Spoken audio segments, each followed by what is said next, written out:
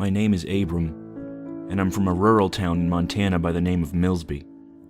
A quiet farming town. I always had room to move about with my friends. The parlor would always welcome us, and we spent our evenings roaming the field. I've always had fond memories of my hometown. I had loved my family and friends, and most of my memories of the town bear such emotions. But something has edged its way into my mind. A past event that horrifies me when I think of it. It was the summer of 1982, April 7th to be exact. My friends and I had decided to spend that day in the fields, galloping about and generally having fun as 16-year-olds should. It was a breezy day, with amber leaves billowing across our growing hairlines, and the tall golden reeds tweaking slightly. It leaves such a crisp thought in my mind. That was 43 years ago, and I have mustered up the courage to share my story. It'll be hard to recall, but I shall try to the best of my ability.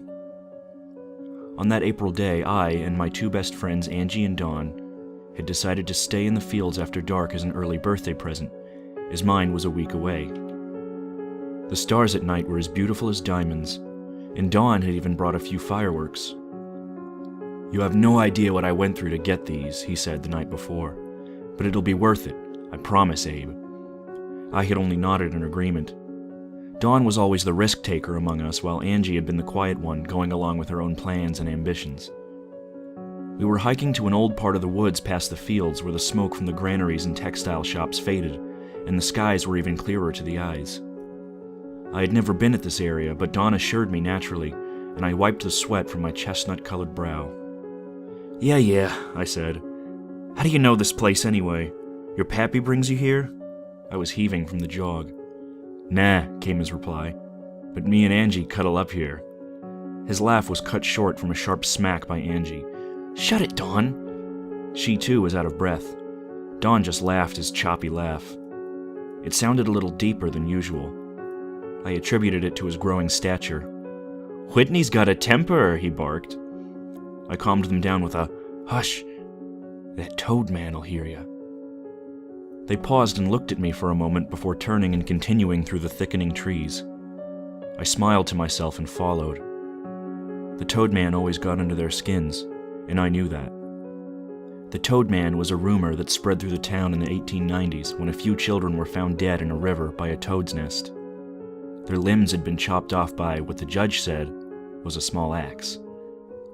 They found the guy who did it, a man by the name of Keith Lesler, and executed him.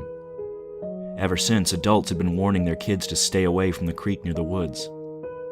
But, as is prone to happen, kids forgot. 3 came to the creek, found no Toadman, and have sneaked there a few times since. The area was, in fact, about a half a mile from where we were, down an embankment, but that wasn't in my mind as we strode. We merely edged nearer to the center of the trees. Once in the clearing of the center, we laid down in the tall grass to watch the sky. I breathed a long, peaceful sigh. "Oh man, this is great, you guys. The air, the stars, it's a..." "Hey, Dawn, where are you?" Confused, I stood, the grass reaching my upper torso, around 5 feet 6 inches by then. I wasn't worried for him, as he liked hiding and tricking us from time to time. I rolled my eyes and fished for Angie's hand, but found nothing but sodden earth. Believing her to be in on it, I lied back down to watch. They would pop up, scare the living Jesus out of me, and laugh it off with big smirks as they'd done before. After about 10 minutes of this, however, I grew worried. Why haven't they shown up? I thought. Confused, I roamed the fields to search for them. After 5 minutes of searching the tall blades of grass, I sprinted into the woods. Something wasn't right, and I knew it. I cursed at myself for letting slip of the Toadman and piquing their curiosities. My gut told me where they were, at that swampy embankment where we had played as children. After reaching the murky edges, I looked around for my friends. "Donnie! Angie!" I cried. I had no idea what was happening. I kept yelling reverently for my friends. But something got my attention after a moment. A rustling in the grass. I edged towards it and spoke softly. Donnie? Is that you? I only got a response from behind me. Yes. I didn't have time to breathe as I launched myself away, barreling towards the field. I heard his footsteps behind me, slopping on the ground as if his feet were muddy. I pressed on faster, only for the footsteps to match my pace. I dived into the grass as I reached the field and crawled as silently as I could away. Once I felt I was safe from him, I peeked through the reeds, and what caught my eye made me vomit. He was around 6 feet tall and burly. He was clothed in what I could assume was a swamp walker's attire with knee-high boots, a fishing vest and green overalls, all covered in blood and mud. And around his waist were heads. The heads of my friends, and the wrinkled heads of others, hair stretched to ring his belt. He held an oak axe, which was lined with crusted blood and only exaggerated his scent. He smelled like a rotten corpse. I tried scrambling away, but my toe struck something hard and I fell. He immediately turned his head and lunged. I barely had time to roll away as the axe sunk into the ground and dart around him. Putting in all the strength I could muster, I drove my heel into his gut. To my shock and horror, my foot sunk through him, and grinning like a madman, he swung his axe again, cleaving my leg from the knee down. I screamed, falling like a dead weight. He grinned wider, gripping my leg like a trophy. I knew that soon it would be my head he was holding. He raised his axe once more, but I managed to claw my way under his legs, gripping what I tripped over, hopefully to smash his head in. To my surprise, however, it was a wooden crate containing the fireworks Dawn bought. To my surprise, however, it was a wooden crate containing the fireworks Dawn brought.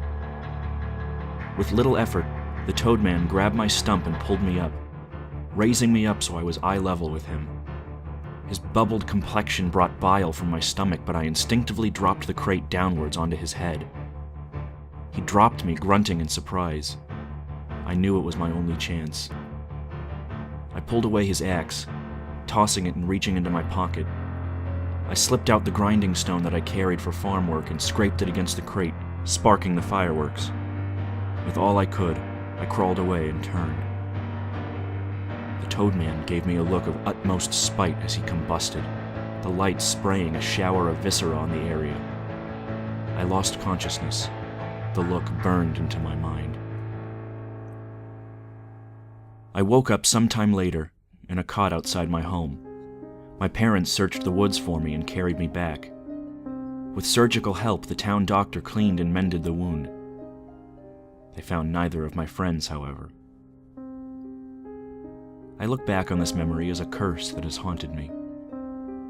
I couldn't even get near the woods anymore, and no one would believe my experience. I know, however, one thing. The Toadman is still there, waiting for me.